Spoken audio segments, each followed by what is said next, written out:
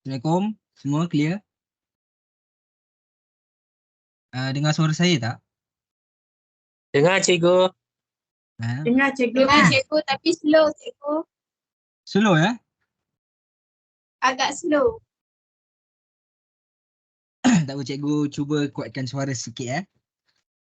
Okay, setakat buat masa sekarang semua masih boleh lagi teruskan ya. Semua Masih. masih Boleh cikgu. risau ada yang tidur. Boleh cikgu. Okey, sebelum cikgu mulakan tajuk cikgu iaitu sistem pencernaan manusia bab 4 STPM SEM 1. Cikgu nak kenalkan diri dulu. Nama yang diberi adalah Muhammad Alif Akil bin Khairuddin, bekas student SMK Sijengka.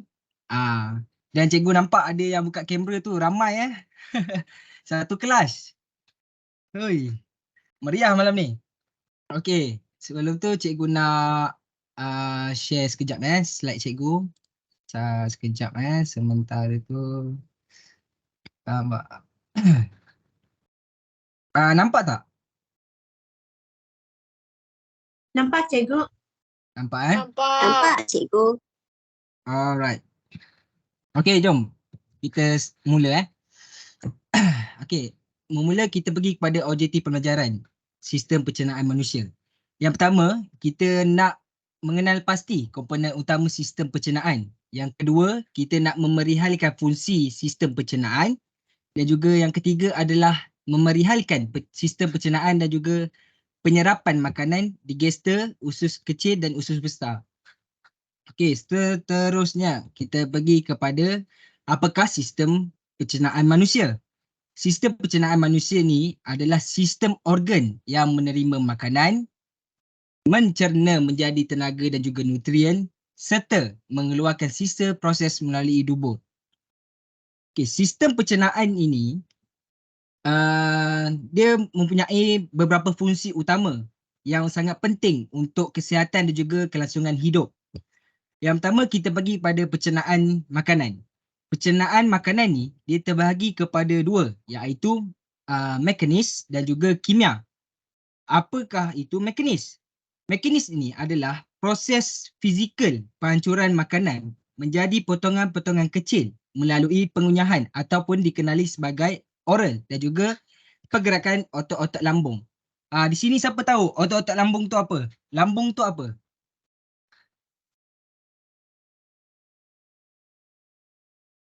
Senyap je? Tak tahu Okey, cikgu terangkan. Lambung tu adalah perut kita. Dan seterusnya kita pergi kepada yang kedua iaitu proses kimia. Proses kimia ini adalah proses penguraian makanan menjadi zat-zat yang lebih sederhana melalui enzim dan juga cairan pencernaan di dalam saluran pencernaan. Enzim-enzim ni saya akan terangkan di last slide saya. Okey, seterusnya fungsi sistem pencernaan manusia ni yang kedua adalah berfungsi sebagai penyerapan zat gizi. Okey, zat-zat gizi yang telah dipecah menjadi bentuk yang lebih sederhana kemudiannya diserap oleh dinding usus ke dalam aliran darah. Hal ini untuk menerima nutrisi yang disebarkan ke seluruh tubuh badan untuk mendukung pertumbuhan, pembaikan jaringan dan juga berbagai fungsi tubuh yang lain. Yang ketiga, kita pergi kepada penyimpanan dan juga kawalan pencernaan. Lambung ataupun dikenali sebagai perut berfungsi sebagai tempat penyimpanan sementara makanan dan mengawal aliran makanan ke usus. Otot-otot sphincter di pelbagai bahagian saluran pencernaan mengawal aliran makanan dan juga mengelak aliran balik. Seterusnya kita pergi kepada pembentukan dan juga perkumuhan najis. Sisa makanan yang tidak dapat diserap dan digunakan oleh badan membentuk najis. Najis yang kemudiannya disimpan di dalam usus besar dan dikumuhkan melalui dubur apabila proses penghadaman selesai. Seterusnya kita bagi pada penghasilan enzim dan juga cairan pencernaan. Organ pencernaan seperti pankreas, hati dan juga pundi herpedu menghasilkan enzim dan cecair pencernaan yang diperlukan untuk mencerna makanan. Seterusnya kita pergi kepada pertahanan terhadap mikroorganisma. Ya?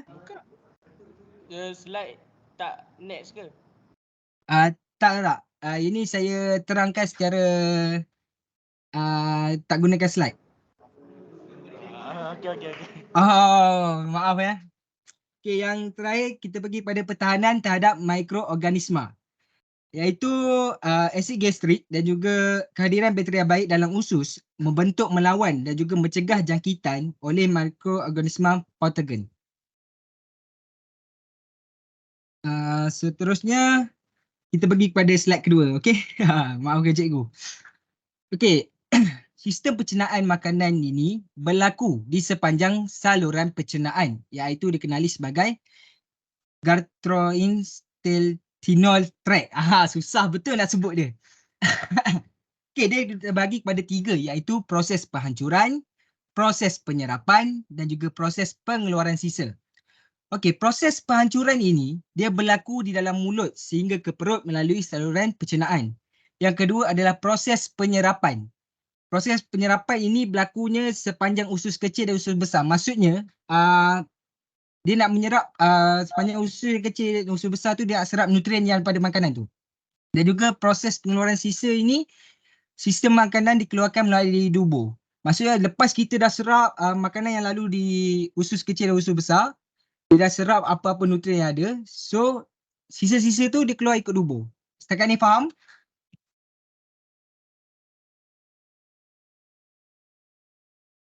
Okey, seterusnya saya pergi kepada Faham cikgu. gambar rajah yang telah disediakan. Okey, seperti kita maklum, manusia memerlukan makanan untuk tubuh badan mendapatkan tenaga dan juga kesihatan. Betul?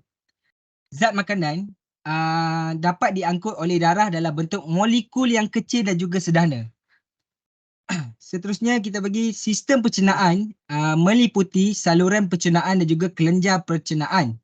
Saluran pencernaan merupakan alat yang dilalui makanan seperti mulut, esophagus, perut, usus kecil, usus besar dan juga dubur. Seperti yang kita dapat lihat di gambar rajah, kita nombor 1 tu kita makan, okey, dia pergi kepada mulut. Dia mengubah makanan menjadi potongan kecil dengan bantuan gigi dan juga air liur. Seterusnya dia pergi kepada esophagus, iaitu membawa makanan dari mulut ke lambung. Yang ketiga kita ada lambung ataupun dikenali sebagai perut, iaitu untuk menggiling dan juga mencampur makanan dengan cairan lambung. Yang keempat kita ada usus kecil, iaitu mencerna dan juga menyerap protein, lemak dan juga karbohidrat. Yang kelima kita ada usus. Cikgu, besarkan slide. Besarkan slide boleh. Sekejap saya besar. Nampak?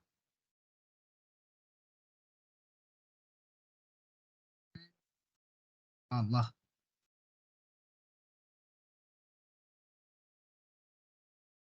Nampak tak?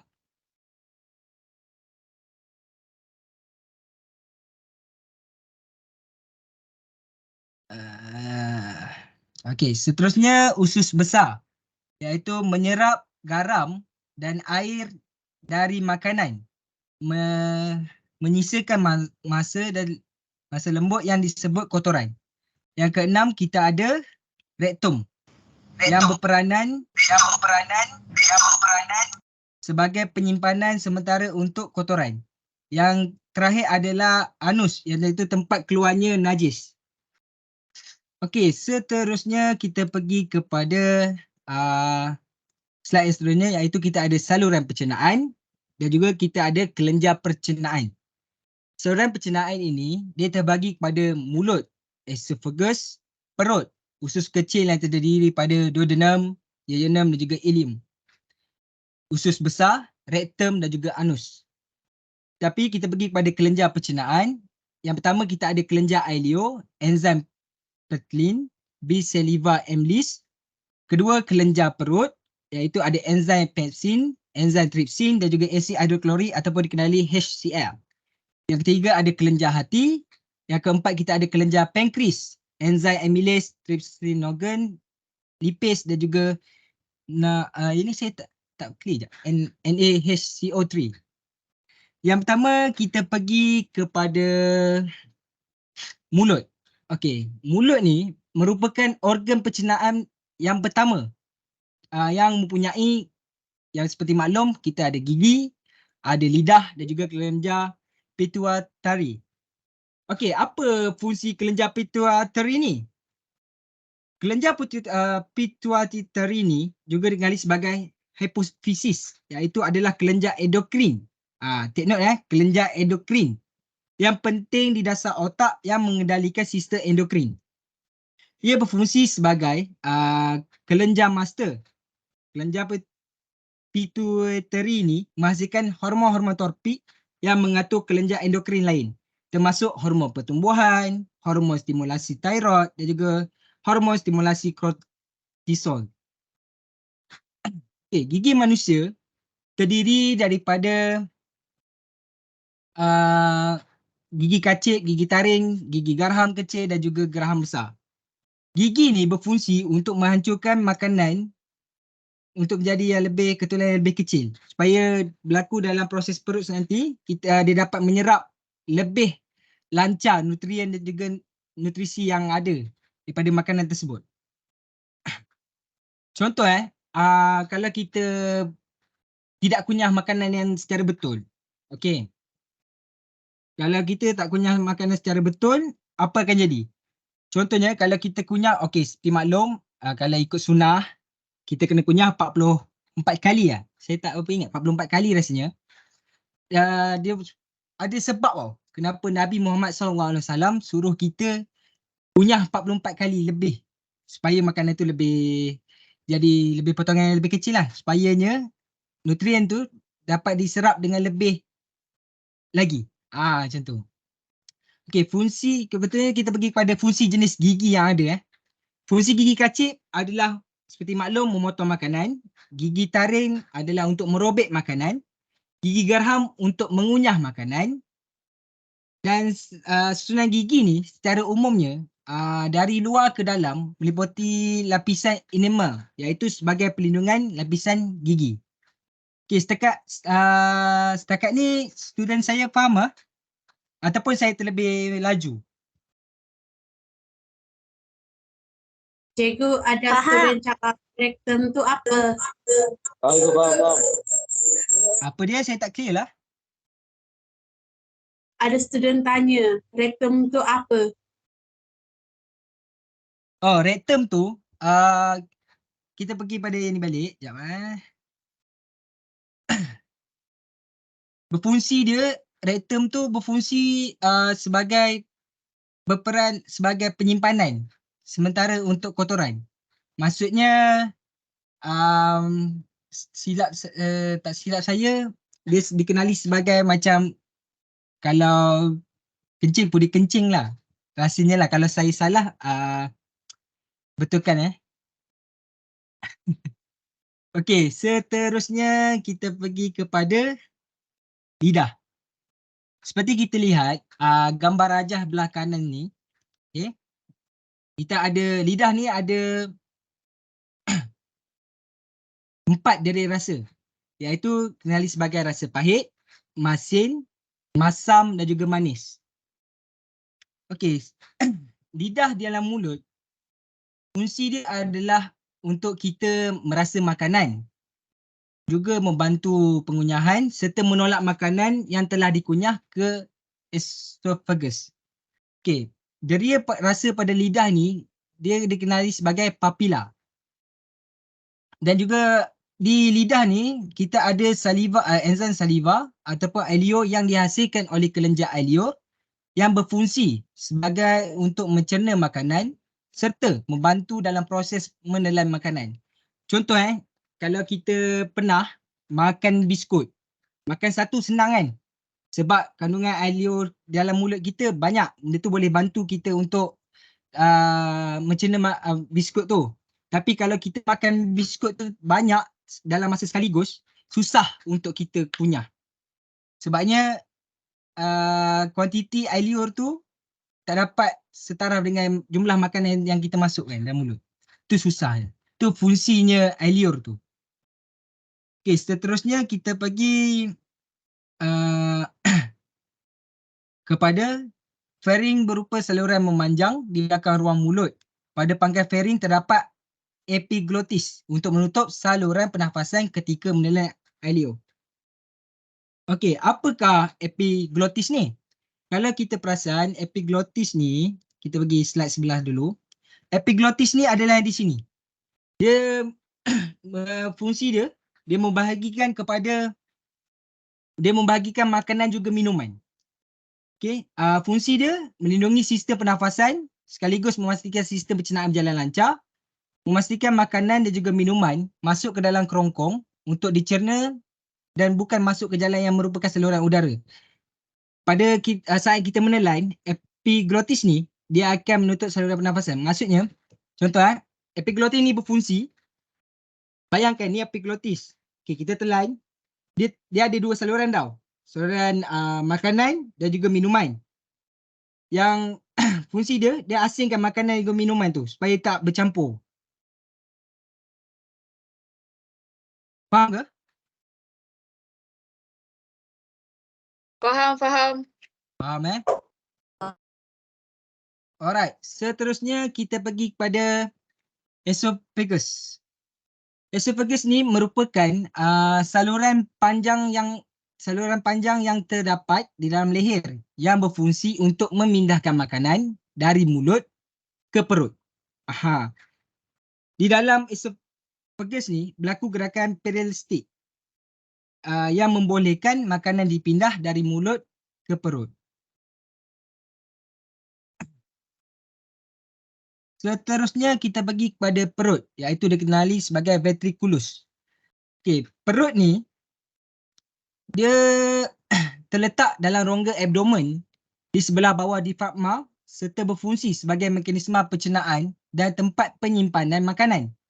Okey, perut ni dia terbahagi kepada 3 bahagian. Dia ada bahagian atas, bahagian tengah dan juga bahagian akhir. Yang pertama, bahagian atas adalah dikenali sebagai kardiak. Yang kedua, bahagian tengah dikenali sebagai fundus. Dan juga yang ketiga adalah pylorus, iaitu bahagian akhir. Dalam perut, terdapat kelenjar yang menghasilkan enzim pencernaan seperti pepsin dan juga renin serta asid hidroklorik pekat, HCl, untuk membantu pencernaan. Kegunaan enzim pepsin dan renin ni saya akan terangkan di hujung slide saya. Makanan yang akan berada di perut kira-kira 3 ke 4 jam atau sampai 7 jam untuk makanan mengandungi banyak lemak. Makanan yang sudah hancur sedikit demi sedikit masuk ke usus halus. Seterusnya kita pergi kepada usus kecil. Usus kecil ni dia terdiri daripada 3 bahagian, iaitu duodenum dikenali sebagai pangkal perut, ileum dikenali sebagai usus panjang, ileum dan juga dikenali sebagai usus penyerap. Yang pertama kita pergi kepada duodenum. Duodenum ni dia memiliki panjang sekitar 12 inci yang mempunyai 2 saluran, iaitu saluran dari pankreas dan juga saluran daripada kantong empedu. Di dalam duodenum, makanan dicerna dengan bantuan enzim pencernaan untuk menjadikan molekul yang lebih sederhana. Dalam duodenum juga akan bermula penyerapan asid amino iaitu protein sehingga di duodenum panjang dia 7 meter dan seterusnya ke ileum.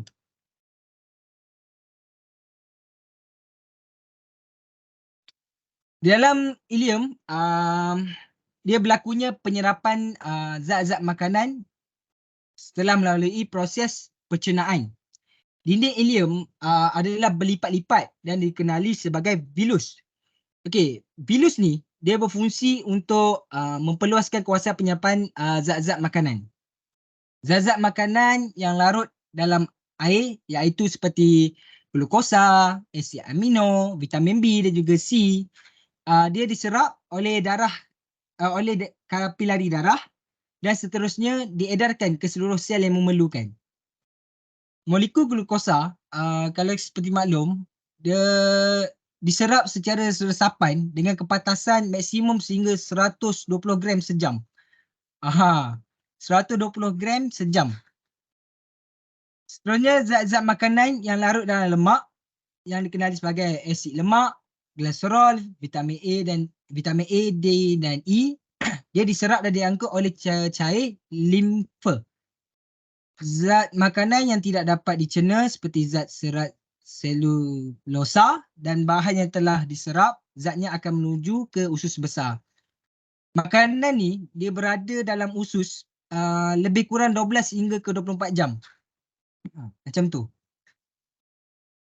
Seterusnya kita bagi kepada usus besar, iaitu di mana pertemuan antara usus kecil dan usus besar membentuk umbai atau appendix.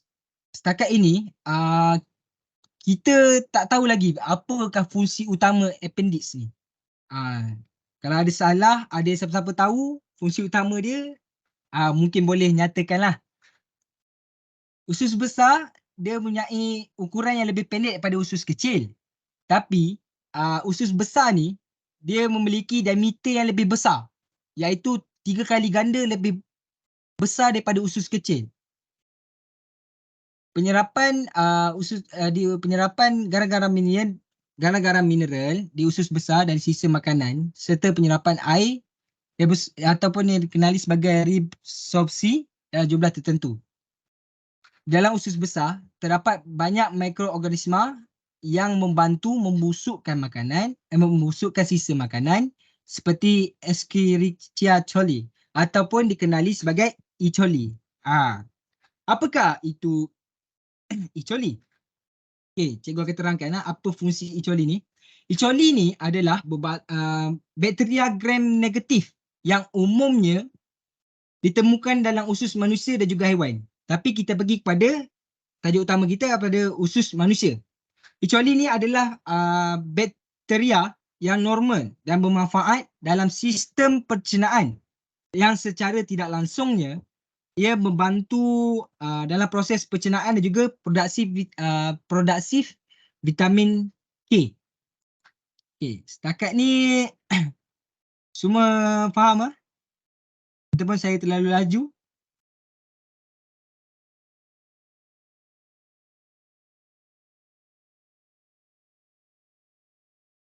Okey, seterusnya kita pergi kepada yang kedua, iaitu kelenjar ileo. Tadi kita pergi kepada sistem pencernaan. Ni kita pergi kepada kelenjar ileo. Okey, di kelenjar ileo ni dia terdapat di bawah lidah, iaitu di rahang bawah sebelah kanan dan kiri serta di bawah telinga sebelah kanan dan juga kiri faring. Di kelenjar ileo kita ada enzim petrelin dan juga saliva amylase. Seperti yang tertera di gambar rajah belah kanan. Yang kedua kita pergi kepada kelenjar perut, iaitu kelenjar perut ni dia membebaskan enzim pepsin, enzim renin dan juga asid hidroklorik pekat iaitu HCl. Pepsin ni berasal daripada pepsinogen yang diaktifkan oleh jus perut. Seterusnya yang ketiga kita pergi pada pundi empedu. Empedu ni dihasilkan dari perombakan sel darah merah yang tua atau rosak oleh hati.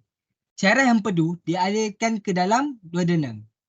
Yang keempat kita pergi kepada kelenjar pankreas, iaitu pankreas ni dia menghasilkan 4 iaitu enzim amylase, trisinogen, lipase dan juga NHCO3. Seterusnya yang kelima kita ada kelenjar perut, iaitu kelenjar enterokinase, erepsin, maltisi, sukris, lactate dan juga nukleus serta lipase. Okey, yang terakhir, slide terakhir adalah kita pergi kepada gambar rajah yang telah disediakan. Okey, organ tempat pencernaan, contohnya mulut. Seperti saya terangkan tadi, dia ada kelenjar saliva. Okey, enzim yang dilahirkan adalah amylase, mukus dan juga lendir air. Fungsi dia untuk memecahkan parti amylium menjadi maltosa. Yang kedua kita pergi kepada lambung ataupun dikenali sebagai perut. yang dihasilkan oleh dinding perut. Iaitu dia ada 3, iaitu asam lambung HCl, enzim renin, enzim repsin. Yang pertama kita pergi kepada asam lambung HCl. Dia berfungsi sebagai untuk membunuh bakteria, membantu protein dan juga melarutkan mineral. Yang kedua enzim renin, iaitu mengubah carcinogen menjadi casein. Yang ketiga adalah enzim pepsin, iaitu mengubah protein menjadi proteosa, peptin dan juga polipeptida. Seterusnya kita pergi kepada usus halus yang dia terbagi kepada 3, iaitu pankreas, dinding usus halus dan juga hati. Yang pertama kita pergi pada pankreas. Pankreas ni dia menghasilkan enzim karbohidrat pankreas, iaitu berfungsi untuk mengubah mencerna amilum menjadi maltosa atau disakrida lainnya. Kedua, enzim lipase pankreas, iaitu mengubah lemak menjadi asam lemak dan juga glycerol. Yang ketiga adalah enzim trypsin, iaitu mengubah protein menjadi polipeptida. Yang keempat ada enzim amylase pankreas, iaitu untuk mengubah amilum menjadi disakrida maltosa. Yang seterusnya kita pergi kepada dinding usus halus, iaitu dia ada bagi kepada 6, iaitu enzim ethylcrokinase, enzim maltase, lactase, sucrase, peptidase, lipase. Okey. Yang pertama kita pergi kepada enterokinase, iaitu mengubah trypsinogen menjadi trypsin yang digunakan dalam saluran pankreas. Yang kedua, maltase, iaitu mengubah maltosa menjadi glukosa.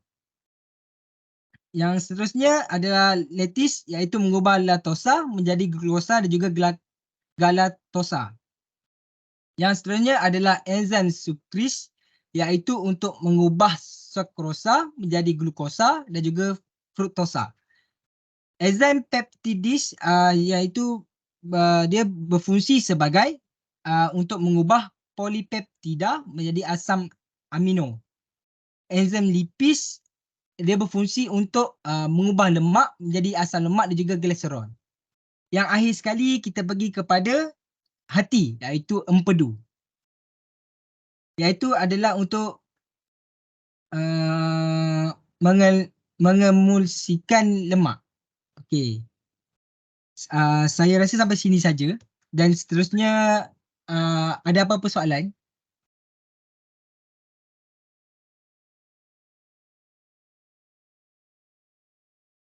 Tak ada. Tak ada So terusnya kita pergi Cikgu kepada baca chat. baca chat.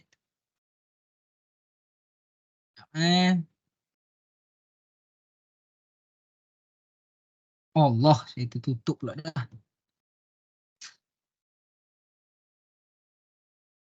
Cikgu, mana soalannya?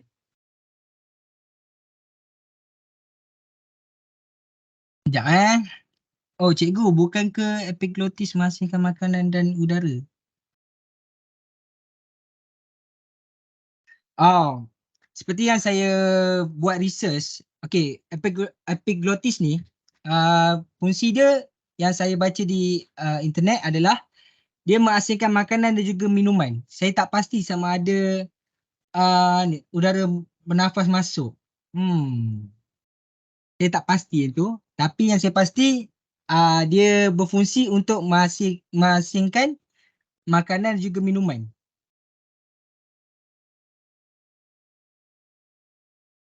Okay, kita pergi kepada sekejap saya share soalan quiz sedikit. Nampak ke? Nampak cikgu? Nampak Okay, soalan pertama kita mula Apakah fungsi mulut? Yang pertama adalah mengubah makanan menjadi potongan kecil, batuan gigi dan juga eliot, membawa makanan dari mulut ke lambung atau menyimpan cairan. Yang pertama, kedua atau ketiga?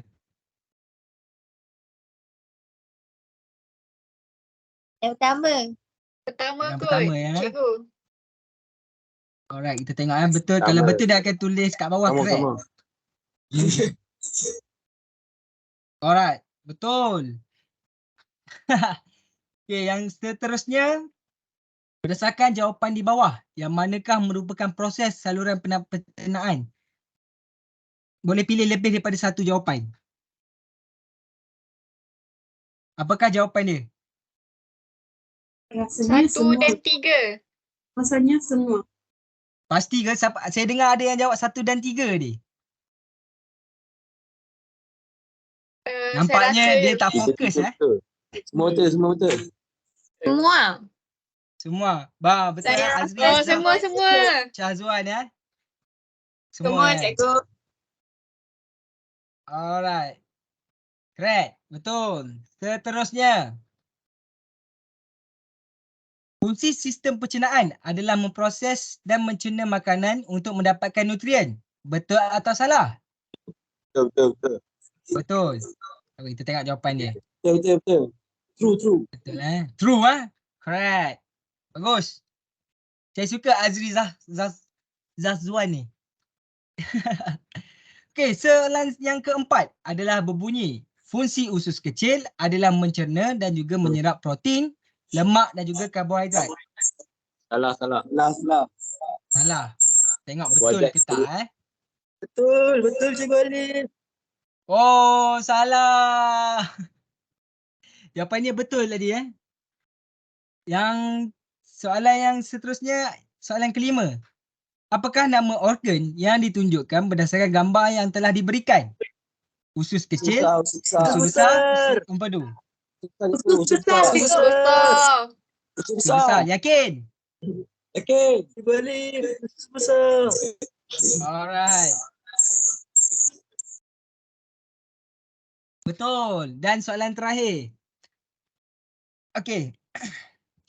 Perut mempunyai 3 bahagian iaitu kardiak, kudus, juga pylorus.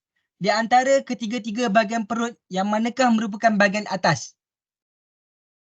Kardiak. Kardiak. Pasti, kunci. Pasti Cikgu. Pasti. Kardiak. Kita tengok Cikgu. betul ke salah Okey, Kardiak, Cikgu. betul. Ya, sudah habis. Okey, terima kasih kepada semua. Seterusnya saya serahkan kepada kawan saya, iaitu Cikgu Danish. Okey, terima kasih.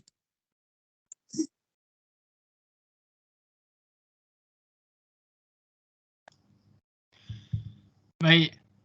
Assalamualaikum semua.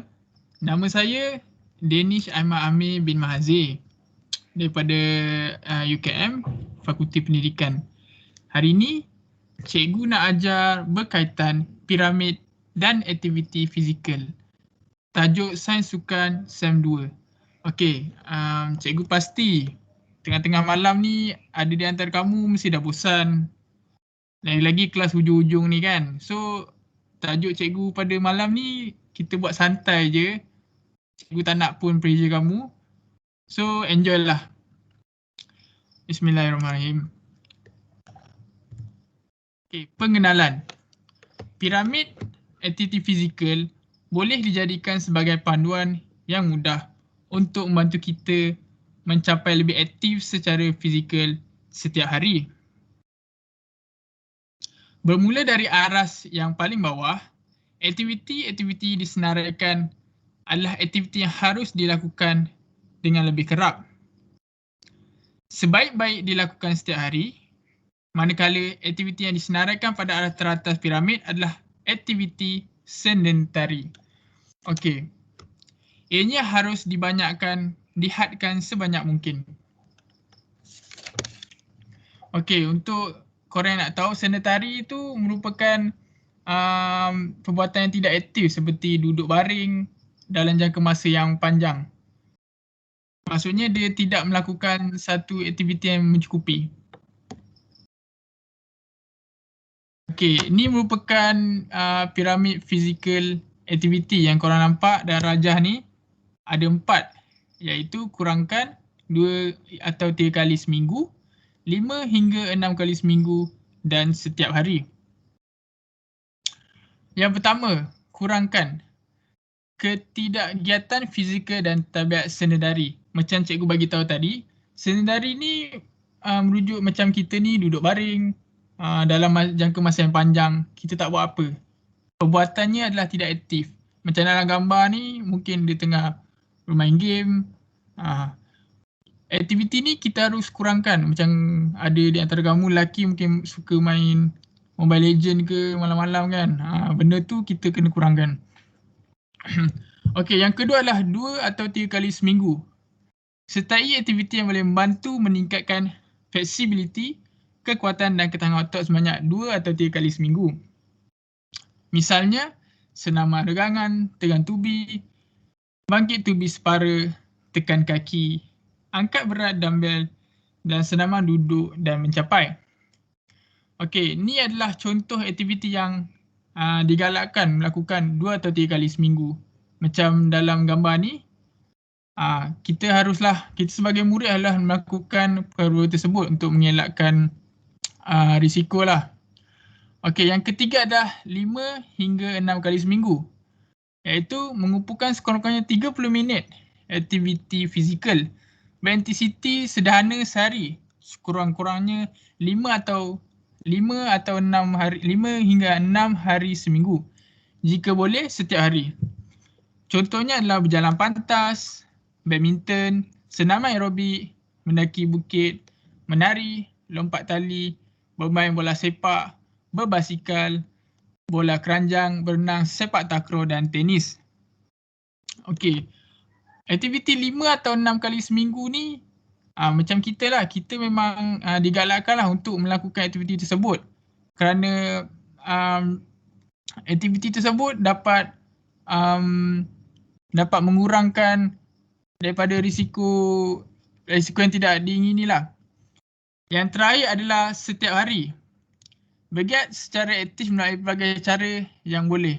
Contohnya menggunakan tangga, berjalan ke kedai, kerja rumah, berkebun, berjalan ke pejabat, meletakkan kenderaan lebih jauh, kerap berjalan kaki setiap hari dan kerap turun naik menggunakan tangga.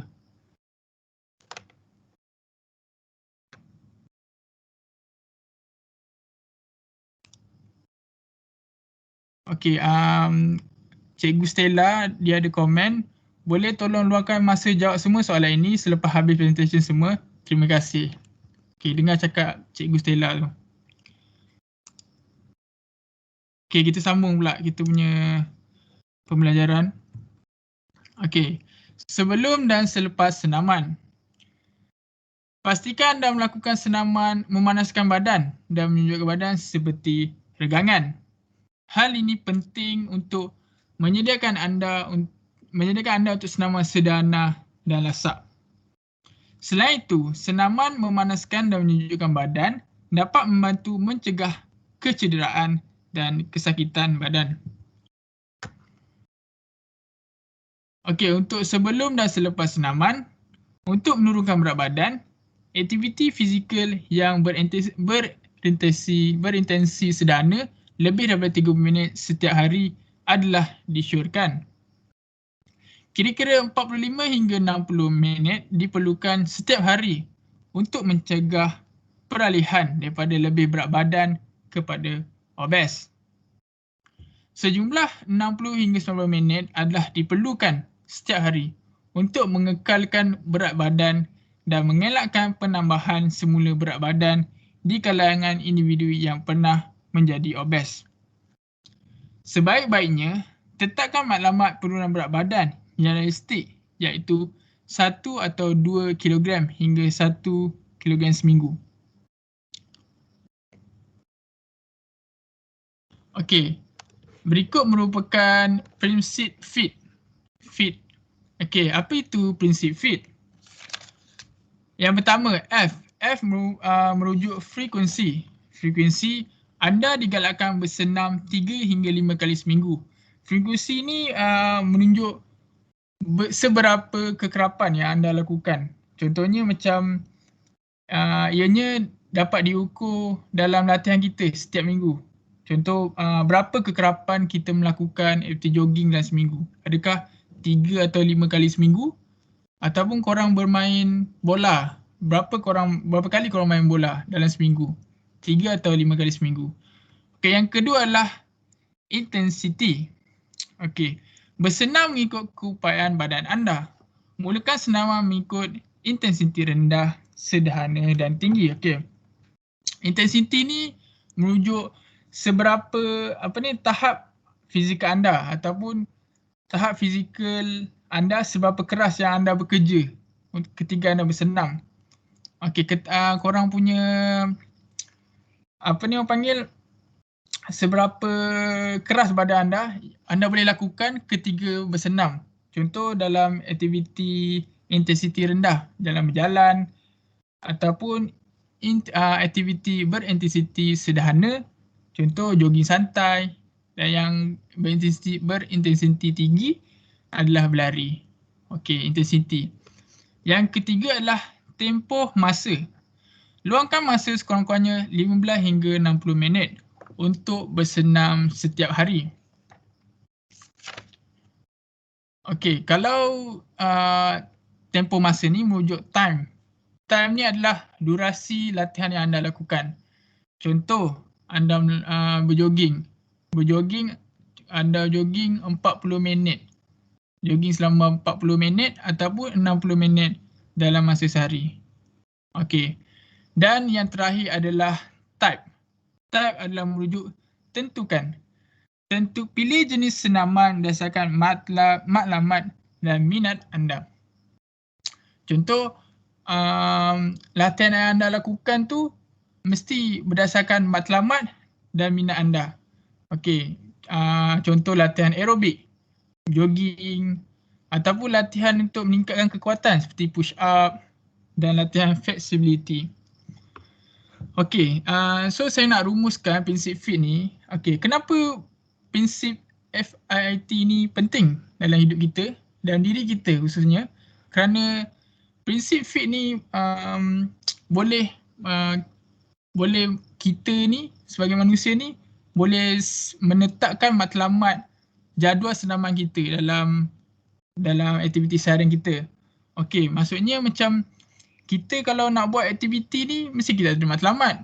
Contoh, korang kalau nak berjoging kan, mungkin goal korang nak kurus untuk menurunkan berat badan. Okey, so bila korang guna prinsip FIT ni, okey, dia boleh selaraskan mengikut matlamat yang anda nak capai. Okey, macam mana tu cikgu? Okey, mungkin korang menggunakan prinsip FIT ni, contoh F, frekuensi. Berapa kekerapan anda berlatih kan? Yang seperti cikgu cakap tadi lah, kalau korang nak kurus, mungkin korang kena jogging dalam sehari tu mungkin 2 kali ke. Contoh sehari korang jogging 2 kali. Dan intensity, okey, seberapa tahap kemampuan badan anda untuk bertahan. Okey, contoh kalau korang berjogging, mungkin korang berjogging 30 minit sehari. Okey, intensity untuk korang dapat kuruskan badan. Dan tempoh masa tu mungkin korang mula-mula korang menggunakan tempoh masa yang berkurang, makin lama makin bertambah. Okey. Dan yang terakhir adalah type lah. Jenis aktiviti yang anda lakukan untuk kuruskan badan. Macam cikgu cakap tadi lah. Kalau korang nak kuruskan badan, mungkin ada banyak kaedah. Jogging ke, push up ke, melakukan pelbagai aktiviti lah. Okey, seterusnya. Okey, kepentingan FIT ni yang kedua untuk mencegah aktiviti berlebihan. Kerana badan kita ni kena mempunyai masa untuk sesi pemulihan. Kita ni dapat dengan melaraskan kekerapan dan intensiti, kita boleh pastikan badan boleh rehat yang cukup untuk pemulihan otot. Okey, so dekat sini kita boleh nampak lah prinsip FIT ni penting untuk diri kita, khususnya untuk murid-murid yang ambil sains sukan lah. Mungkin korang lebih tahulah prinsip FIT ni macam mana korang nak mengadaptasikan prinsip ni dalam kehidupan korang untuk mencapai matlamat korang. Macam itulah. Okey, menggunakan prinsip FIT menggunakan prinsip FIT untuk membangunkan pelan aktiviti fizikal anda. Kegerapan, berapa kerap, intensiti, berapakah peratus kadar jeritan jantung anda bersenam. Ini tidak perlu apabila melakukan program senaman. Okey, yang tiga, jenis. Apakah mood senaman yang anda gunakan? Mood ni kaedah senaman yang anda gunakan. Contoh berjalan, berenang, aerobik, basikal, tarian, berbadan, yoga dan lain-lain, pilates. Masa, berapa lama anda boleh bersenam setiap hari? Ini tidak semestinya semua dalam satu sesi. Masa boleh dipecahkan sepanjang hari. Okey. Okey, seterusnya. Daya tahan kardiovaskular. Daya tahan kardiovaskular. Okey, kejap Cikgu betulkan slide.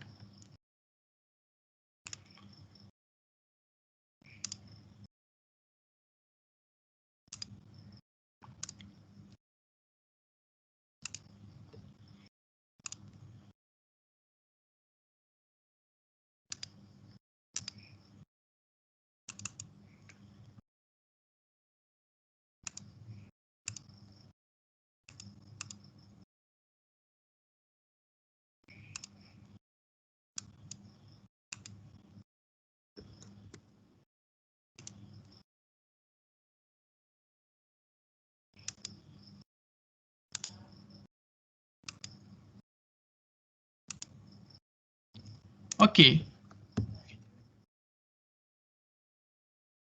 Daya tahan kardiovaskular. Okey, definisi. Daya tahan merujuk endurance.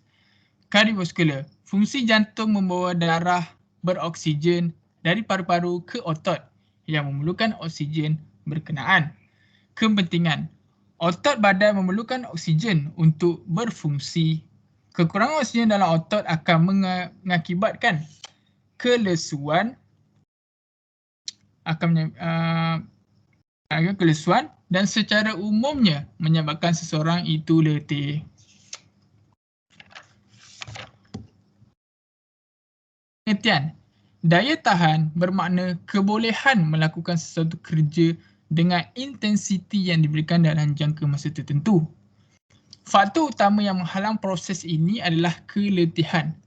Maka, seseorang atlet mempunyai daya tahan yang optimum dikatakan tidak cepat dan mudah mengalami keletihan. Daya tahan kebolehan biomotor perlu dikembangkan terlebih dahulu. Okey, daya kebolehan biomotor ni merujuk keupayaan tubuh badan untuk bertahan secara khususnya aktiviti fizikal jika dalam jangka masa yang panjang. Tanpa daya tahan ini adalah sukar untuk meningkatkan kecergasan yang berkaitan. Okey, secara umumnya terdapat dua jenis daya tahan iaitu daya tahan aerobik, daya tahan anaerobik.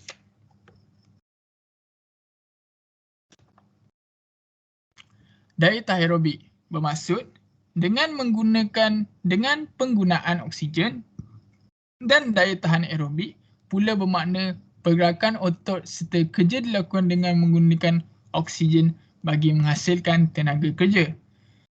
Penyerapan dan pengangkutan oksigen kepada otot dijalankan melalui sistem kardiorespirasi. Okey. Cikgu, kardiorespiratory ni apa ni? Dia ni merujuk jantung, paru-paru dan saluran darah. Okey, secara kesimpulannya untuk aerobik ni, ianya merujuk keupayaan sistem kardiorespiratory bekalkan oksigen dan tenaga kepada otot badan dalam jangka masa yang panjang. Okey, apakah pentingnya daya tahan aerobiknya? Ini membolehkan individu untuk melakukan aktiviti berintensiti sederhana hingga tinggi secara berterusan. Kerana ianya penting untuk mengelakkan risiko strok dan penyakit jantung. Dan di samping itu dapat membolehkan badan kita proses pemulihan lebih cepat. Seterusnya, daya tahan anaerobik. Okey. Anaerobik maksud tanpa oksigen dan daya tahan anaerobik merujuk kepada sistem tenaga di mana otot menggunakan tenaga yang sedia ada. Latihan anaerobik membantu atlet mempertahankan pembentukan aksid laktik. Okey, daya tahan anaerobik ni merujuk keupayaan badan menjalankan aktiviti fizikal pada tahap intensiti tinggi tanpa ketersediaan oksigen yang mencukupi. Okey, maksudnya ianya melibatkan penggunaan sumber tenaga yang pantas dan boleh membekalkan tenaga untuk aktiviti fizikal yang singkat tapi sengit. Okey. Penggunaan tenaga tanpa perlukan oksigen untuk memenuhi keperluan badan dalam masa yang singkat. Okey. Misalnya sukan yang perlukan tenaga tambahan untuk seperti lari laju dan sprinter.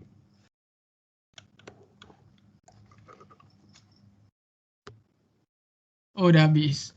Okey, itu saya daripada saya. Sekian, terima kasih. Untuk soalan, cikgu tak sediakan kuis.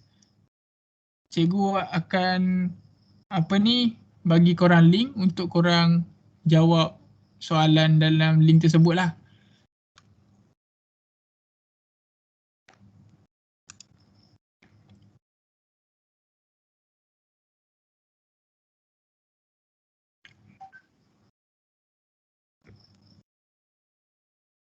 Cikgu share dekat dalam ruangan komen lah. Korang semua jawab.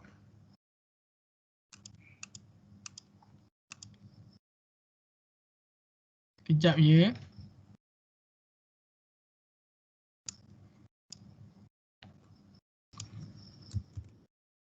Okey. Cikgu dah hantar link. Okey, korang boleh jawab. Tak apa, korang nanti bila korang free nanti korang jawab. Tak perlu rushing pun.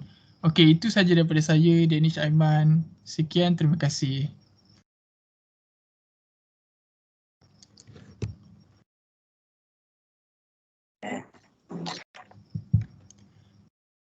Okey, murid-murid semua, korang faham tak pembelajaran yang telah kami ajar tadi?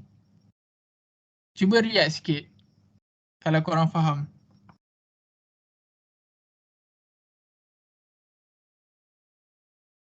Okey, terima kasih Nur Alia, Manku, Nurul Izzah.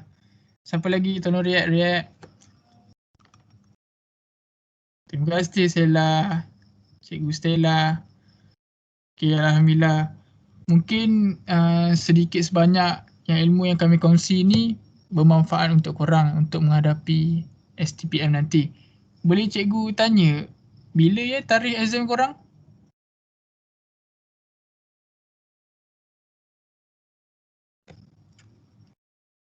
Azri Syahzuan sedang typing.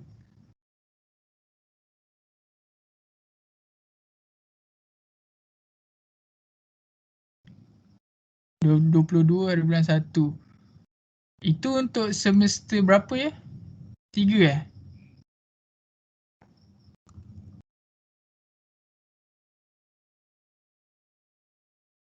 Semester 1.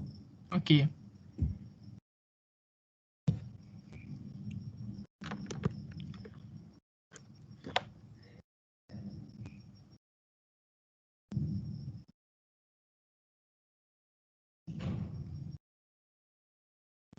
Okey, 22 hari bulan 1 untuk semester 1. Okey. Cikgu dan beberapa barisan cikgu-cikgu lain seperti Cikgu Alip, Cikgu Stella, Cikgu Shazlin dan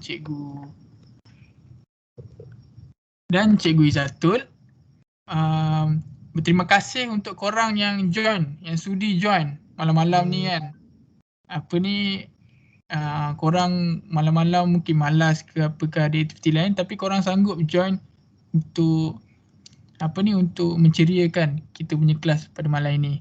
Okey, cikgu ucapkan terima kasih semua dan kami mengucapkan good luck lah untuk korang yang akan menghadapi exam nanti untuk SEM 1, 22 hari bulan 1.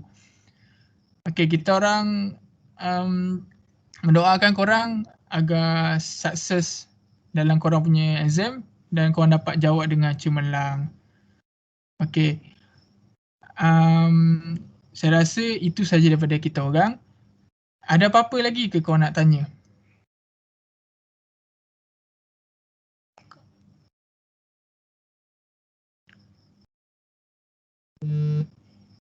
Okey, untuk last Cikgu Danish nak minta untuk semua murid-murid buka kamera untuk kita ambil gambar. Boleh tak semua? Boleh cikgu. Oh, terbaiklah Khairul Anam. Oh, Danish. Nama Danish juga. Jap cikgu. Oh, baguslah korang study malam-malam.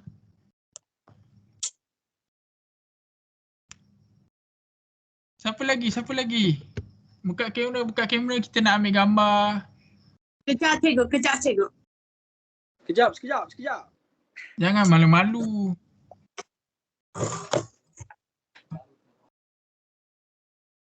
Okey, siapa lagi tolong buka kamera Sekejap je ni kita ambil gambar. Lepas tu dah tak jumpa dah kita orang.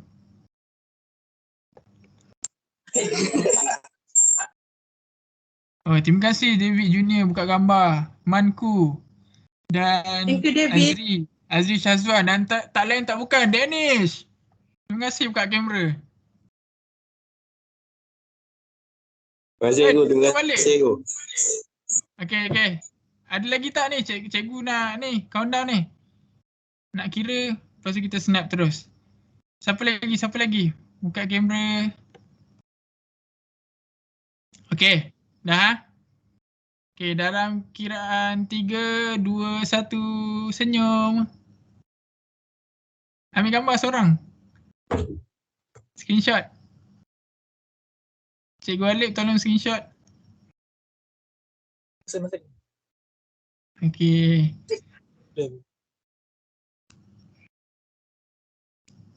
Okey, itu saja daripada kami. Sekian, terima kasih. Bye-bye. Thank you semua. Terima kasih semua. Bye, cikgu. Terima kasih. Good luck pada sekarang cikgu. Good luck STPM. Okay. Good luck STPM. Good luck exam STP. Moga semua for flat Sport science. Yakin boleh? UKM.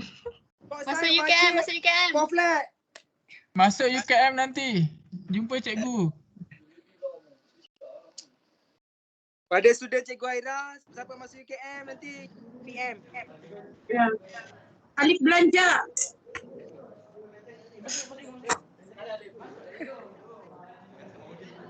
Bagus ada orang study malam-malam. Study ke main game? Main game. Cikgu Aira ada cikgu Aira.